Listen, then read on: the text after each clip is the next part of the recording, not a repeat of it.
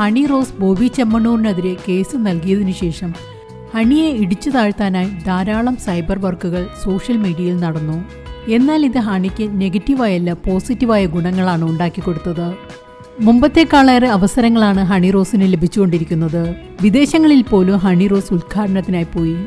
ഈ അടുത്ത് ഹണി റോസ് ഒരു ഉദ്ഘാടനം നടത്തിയത് ഷാർജയിലാണ്.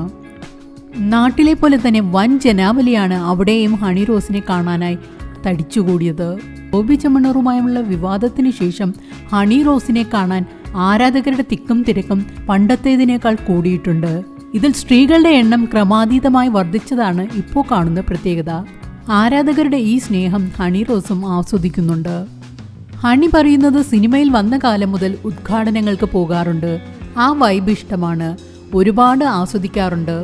ഉദ്ഘാടനങ്ങൾക്ക് പോയാൽ തിരിച്ചിറങ്ങാൻ പോലും മടിയാണ്. കൂടെയുള്ളവർ വാ തിരിച്ചു പോകാം എന്ന് പറഞ്ഞാലും കുറച്ചു നേരം കൂടി ആളുകൾക്കൊപ്പം ഫോട്ടോയൊക്കെ എടുത്തു നിൽക്കും. ഞാൻ ചെയ്ത സിനിമകളിലൂടെയല്ല ആളുകളുമായി എനിക്ക് അടുപ്പമുണ്ടായത്. താൻ ശ്രദ്ധേയമായ സിനിമകളുടെ ഭാഗമായിട്ടില്ലെന്നും അതുപോലെ സിനിമയോടുള്ള ആഗ്രഹം കാരണം ഇവിടെ കടിച്ചു തൂങ്ങി നിൽക്കുന്ന ആളല്ല താനെന്നും ഹണി തുറന്നു പറയുന്നുണ്ട്. പക്ഷേ എന്നിൽ എനിക്ക് ഭയങ്കര വിശ്വാസമാണ്. നല്ല സിനിമ വരും എന്ന് തന്നെയാണ് പ്രതീക്ഷിക്കുന്നത്. പലരും ഞാൻ ഉദ്ഘാടനത്തിന് പോകുന്നതിനെക്കുറിച്ച് വിമർശിക്കാറുണ്ട്. പണം വാങ്ങിയിട്ടല്ലേ പോകുന്നത് എന്നൊക്കെ ചോദിക്കും. പക്ഷെ തിരിച്ചൊരു കാര്യം ചോദിക്കട്ടെ, ആർക്കാണ് പൈസ ആവശ്യമില്ലാത്തത്? ഇത്തരം കമൻറ്റുകൾ ഇടുന്നവരെ സോഷ്യൽ മീഡിയയിലേക്ക് കാണാം എന്നല്ലാതെ പണത്തിന് ആവശ്യമില്ലാത്തവരായി ആരുമില്ല. എന്നെ സംബന്ധിച്ച് ഇതൊരു കാലയളവ് വരെ മാത്രം ലഭിക്കുന്ന അവസരമാണ്. ആ അവസരം ഉപയോഗിക്കണം.